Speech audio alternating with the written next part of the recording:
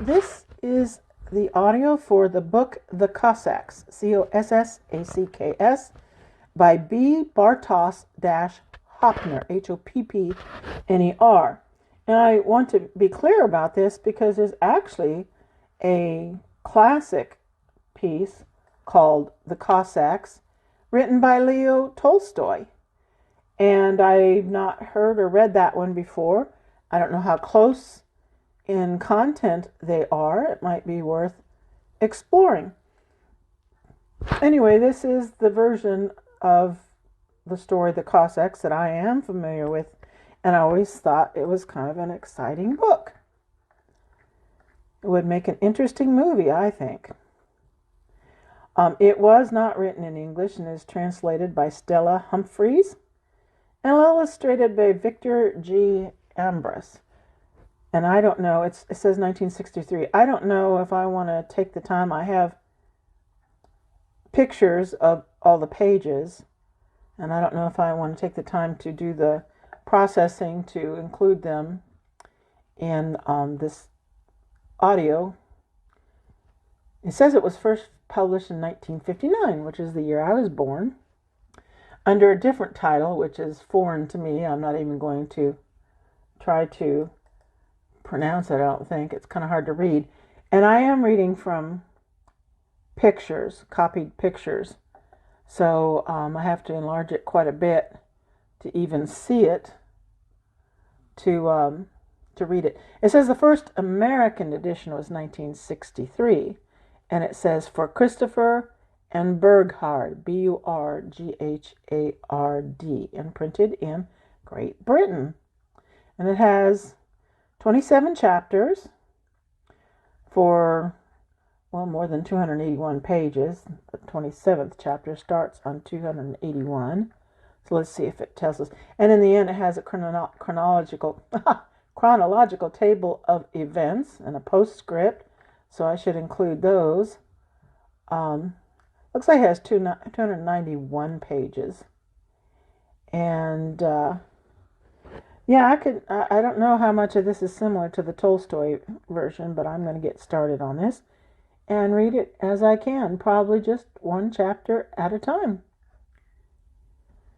It starts out with a map, so I'll try to at least include that in the audio on YouTube. Chapter 1, The Stranger. He had ridden hard, and the horse was lathered in sweat. As it fell into a weary trot, flecks of foam dripped from the bit, and it snorted noisily through its nostrils. The rider ignored its plight as he peered anxiously along the road ahead. The village can't be far now, he kept telling himself. It must be quite close, just beyond this stretch of forest, if I'm not mistaken. He tugged at the reins and halted.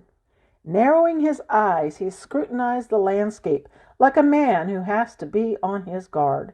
Then he pushed his fur cap back from his forehead, took a couple of deep breaths, and slid down from the saddle. He staggered a little as his feet touched the ground, but once he had stretched his powerful legs, his steps regained their strength. Suddenly he dropped his arms and turned back to listen. He gave an impatient jerk at the halter as the horse's head started groping hungrily for the tender young shoots of the nearby oak trees.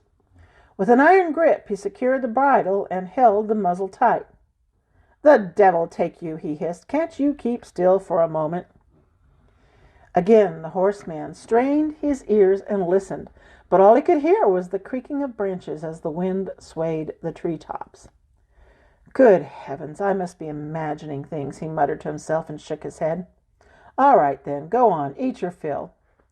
He released the horse's mouth and patted its neck. "We had better wait until nightfall before we arrive."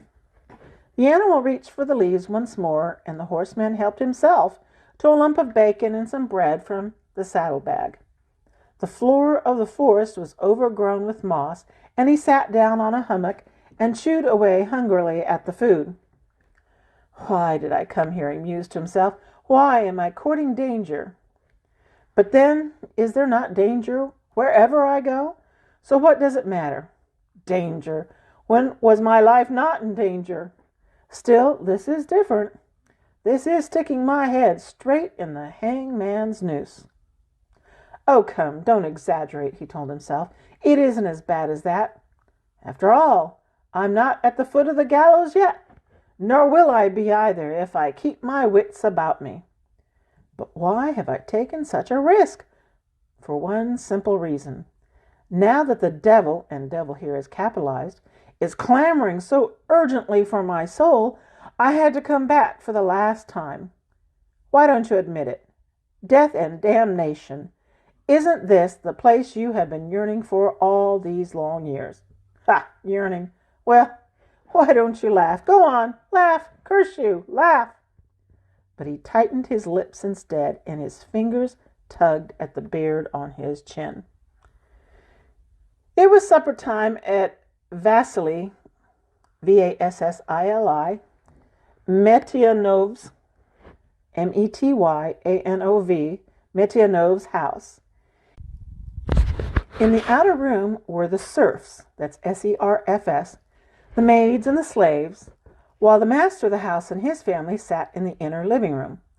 They ate in silence, dipping their wooden spoons into the earthenware dish of thick fish soup, which stood in the middle of the table, and tearing big bites from hunks of coarse bread between mouthfuls of soup. Everyone seemed to hear the sound of the horse's hoofs at the same moment. The woman looked up inquiringly, waiting for the master to give the word. "Volodya," he called out into the other room, "go and see who it is." "Yes, master." In a short time the slave returned. "It is a courier from Moscow. He is carrying dispatches from His Most Gracious Majesty. He seeks shelter for the night." "Show him in." Vasily Metyanov put down his spoon, wiped his greasy mouth with the back of his hand, and dried it on his gown. Then he stood up and went to meet his guest. The newcomer strode confidently through the anteroom towards him. As they faced each other, the stranger towered above his host more than a head taller. "You are welcome, my lord. I am happy to receive the envoy of our most gracious sovereign, the Tsar of all the Russias. May heaven preserve him." Vasily paused reverently after these words, as was the custom, and bowed his head. "Welcome to my humble house. Everything in it is at your disposal." He stretched out his hands towards the stranger with a cordial gesture. "I thank you," was the brief reply. Vasily Metyanov led his guest to the table. "Let me introduce my family. This is my mother, Anna Metyanova, my wife, Olga Metyanova, and this is Irina, my daughter." "And the lad is your son, I suppose?" "Oh, no, he is a neighbor. He is Mitya, the son of the village trapper, Nikolai Yelnikov. His father often goes hunting in the forests for several days on end, and he has no mother. Nydia comes to our house for food. His father is a fine hunter, one of the best I've ever known, and Mitya and Irina are good friends." Meanwhile, the women and children had risen and left the table. "Sit down, my lord," Vasily went on. "You must be tired after your long ride." Then turning to the women, he added, "Bring us some ale, and bread and meat for our guest." "No, no, do not trouble," said the stranger. "I'm not very hungry. Give me a spoon and a piece of bread, and I will share what you are eating. And do not send the ladies away from the table, I beg you. I prefer them to remain." "But, my lord, I cannot allow that. I shall be most offended if you refuse the best that my house can offer. This is no way to receive a guest." I'm going to turn till I find the beginning of the next page. But the stranger was already seated. Without ceremony, he pulled Vasily down by his side on the broad wooden bench which ran along two sides of the room. "We will share a flagon of your good ale afterwards, Vasily Metyanov." So you notice that if it's a male, it's Metyanov, and if it's the females, they add an A on the end of it. So the spoons dipped into the soup tureen once more, and the stranger's eyes darted back and forth from one member of the family to the other. Except for the master, they all sat silent with eyes downcast. But once old Anna Metianova's spoon happened to touch that of the newcomer, and involuntarily she looked up and caught his glance. Anna's eyes grew wide, and she was so startled that she spilled some soup on the table. She wiped it away hastily with her hand, and no one noticed that her fingers were trembling. A moment later, she stole another look at the stranger. Vasily Medyanov was puzzled. There was something odd about this courier of the Tsar's. He had not even told them his name as yet, and Vasily did not know how to address him. What was more, he had never seen him at court either, in the capitalized court. Perhaps he was on a secret mission. Of course, that must be it. That was why he was riding alone and not in his carriage. Not that that worried Vasily. On the contrary, he would only have to supply him with one fresh horse, and that was much less costly than 3 fresh ones for a troika, Troika, and I assume that's a carriage of some sort. But there was something else that worried Vasily too. Perhaps he had seen the stranger somewhere before, after all. No, he must be mistaken. Yet there was something vaguely familiar about his voice. Where had he heard that ring in it? It must have been many, many years ago. ... Do you know how to look after a horse, Mitya? Asked the guest, turning to the youth when supper was done. Yes, my lord. Then go and see if the stable boys have attended to mine properly. It carried me faithfully to this village, and it deserves good fodder. Yes, my lord. The boy stood up immediately and left the room. Irina followed him at once. Vasily's wife started to clear the table, and as the old mother got to her feet too, the stranger turned to her. Don't get up, my good woman. Stay where you are. There are younger hands than yours to fetch the beer. Once again they looked at each other, and the glance was a longer one this time. You are very considerate, my lord, said the old woman softly. So going forward, I might have to say who's speaking, because you can't see the changes in the text, like the paragraph changes, and I'm not doing different voices to help you either. So we are now listening to Vasily again. I hope you will not think it rude of me to ask questions, but could you tell us a little how things are in Moscow? Ventured Vasily Medyanov. We live such quiet lives here, and a visitor is a rare treat. Have you been in the service of His Gracious Majesty for long? No, it is quite a short time since I entered his service. Now Vasily is talking again. I should perhaps explain that it is a long time since I attended the court. And the guest says, Do you not have to pay your respects every 2 months then? And Vasily replies, I am excused. You see, and I hope you will not think that I am boasting when I say so, in Moscow I am considered the best falconer for miles. That is why I am allowed to spend most of my time on this estate, which the Tsar has been generous enough to bestow on me. And the stranger says, Is it a large holding? Oh, no, my lord, it is one of the smallest, I know, but do not think that I am grumbling. From my point of view, it could not be better. And may I ask if I have the honor of knowing your lordship's family? It was just at that moment that Olga Medyanova returned with the beer. She placed the flagons on the table in front of the men with something of a clatter, so that the master of the house was not sure if his guest had failed to hear his question, or if he preferred to leave it unanswered. Do you think I am lacking in good manners? But I am very thirsty, Vasily. Let us drink, was all that the stranger replied. He took a few long pulls at the tankard, then pushed it away empty with a wide sweep of his arm.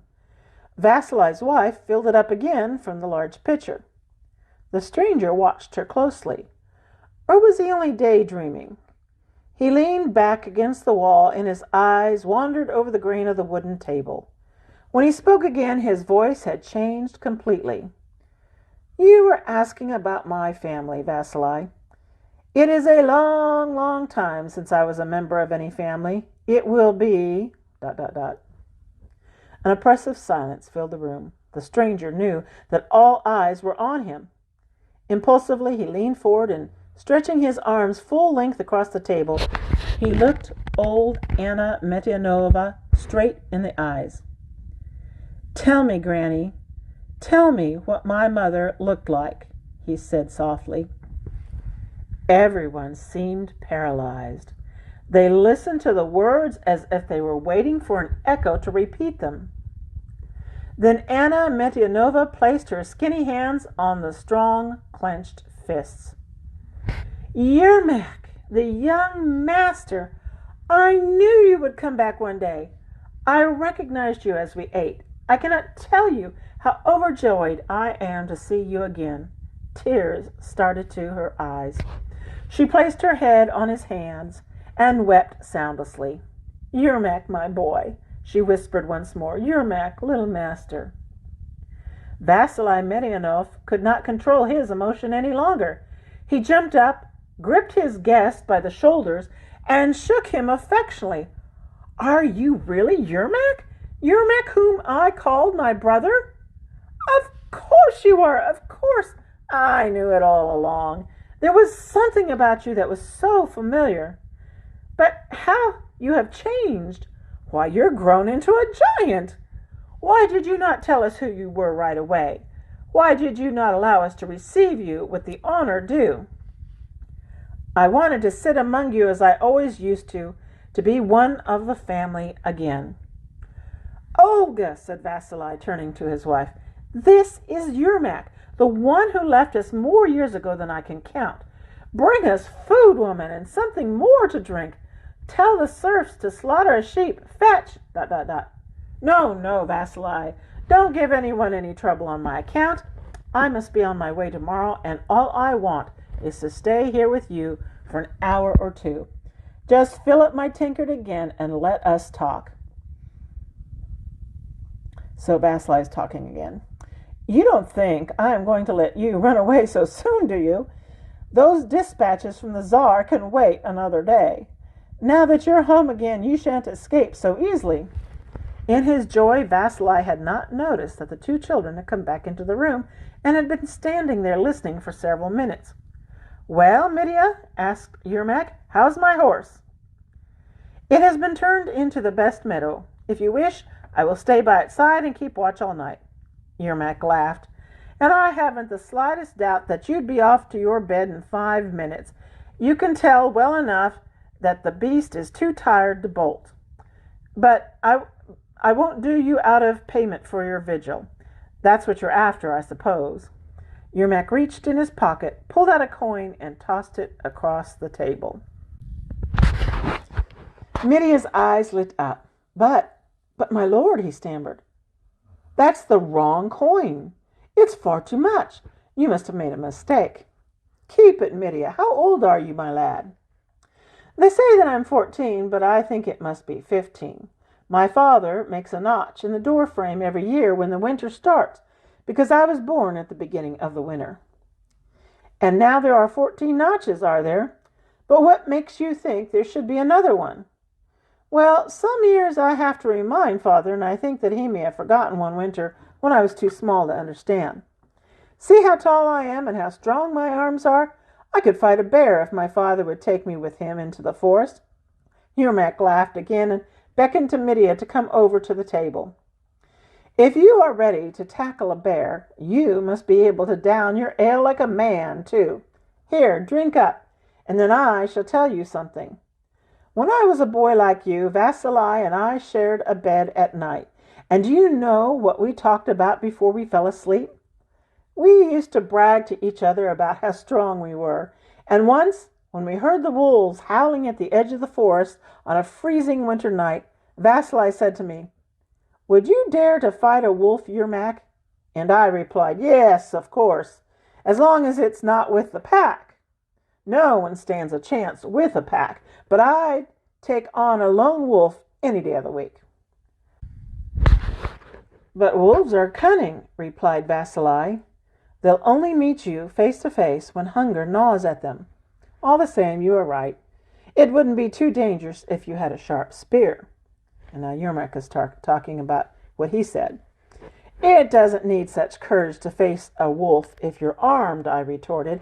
Anyone can tackle a wolf with a spear. But I would kill it with my bare hands. I would let it come closer, closer, and I would talk to it. Come on, I'd say. Show me you're not a miserable coward. I wouldn't drop my stare for a second. I'd hold its eyes until it ran straight into my hands, and then I'd clutch its throat and I'd squeeze. Yermak broke off abruptly, and only the reigning stillness made him aware that the others had been listening to him with breathless excitement. He knew that only Vasili could say how that night's conversation had ended. And in his mind, he could still hear his friends saying, "Hush, Yermak, hush. You must be out of your senses. No one can strangle a wolf." And again he could hear his own voice raised. "You can't, I know, but I could. I know how it's done. You didn't have to watch as I did while they... ... Hush, Vasili had said once more. Let's talk about something else. About the falcons and summertime... ... And he had put an arm round Yermak's shoulders, and he began to talk very eagerly about going hawking soon when the weather grew warmer. The complete conversation had flashed through Yermak's head like a streak of lightning. "But do you know, Midia, when I killed my first wolf, it wasn't at all like that." He paused again and then changed the subject. "Still, I do believe you when you say that you are particularly strong. One can tell it by looking at you." "There, you see, Midia," said Irina eagerly. "That's what I'm always saying. Everything turns out differently from the way we imagine it. You expect things to happen so simply, but real life isn't like that. Tell him so, my lord.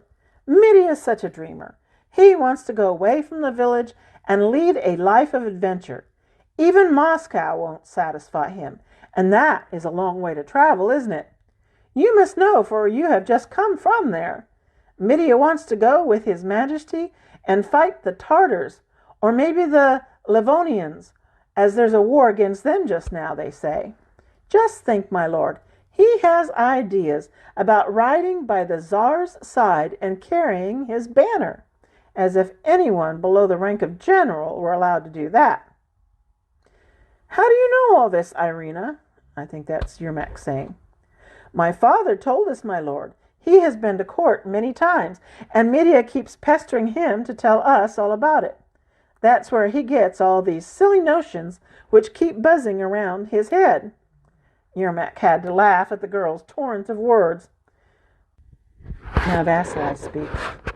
"Don't take any notice of her." Vasili Medianov laid a hand on Yermak's arm. "She means no harm. It's just the innocent chatter of a child." "Why should I mind, Vasili, when I hear her talking away? It reminds me of the way you used to go on. Or have you forgotten?" Irina was encouraged by Yermak's words. "Do you know what else he wants, my lord? If he may not ride by the Tsar's side, then Midia said he would like to... ... Hold your tongue, Irina." Midia stamped his foot and his eyes blazed with anger. "I only want him to talk you out of these mad ideas." That's Irina talking, of course. "Oh, of course, an envoy from the imperial court will obviously try to stop a fellow joining the Cossacks." Yermak looked at the boy keenly. "Why do you say that, Midia? There are many Cossacks in the Tsar's service too, you know." "Are there?" asked the girl incredulously. "But father says the Tsar is very angry with them because they are cutthroats and robbers and attack merchants on their travels." "Not all of them, Irina." "It's bedtime for you children," said Vasili Medianov, putting an end to the conversation. "Go home now, Midia, and you be off to bed, Irina." "Yes, father, but may I just tell the gentleman that Midia has a wolf cub at home? I could show you the way to Nikolai's hut, and then you could see it for yourself. Midia really is very brave, my lord. It isn't all bluster and boasting." "Perhaps we'll go and see it tomorrow, Irina." "Yes, my lord. Good night." Irina saw her friend as far as the door. Wait in for us tomorrow, Midia." The boy did not reply. He went out into the darkness without a word. "Midia, the girl called after him. "Why don't you say good night? What's the matter?" There was no answer. Irina ran after him and grasped him by the arm. "Midia," she pleaded. "Leave me alone," he said roughly, and shook off her hand. Irina persisted and trotted by his side. "What a mean thing to do." The words came tumbling out after a while. "How could you tell my secrets to a stranger? A fine friend you are." "It's only to stop you from going away. I couldn't bear to stay here in the village if you went." "Do you expect me to spend the rest of life here, skinning animals for my father and helping you tend the cattle? No, I've different ideas. I'm leaving." "No, Midia, no." "You'll see." "But not yet, Midia. Not till you're grown up." "I'm grown up now." "You're not. You're still a boy." "That's what you say, but I shall prove that I'm a man." "You can do that without going away." "How can I? Just tell me." I don't know." "There you are. That's exactly what I mean." And that ends chapter 1.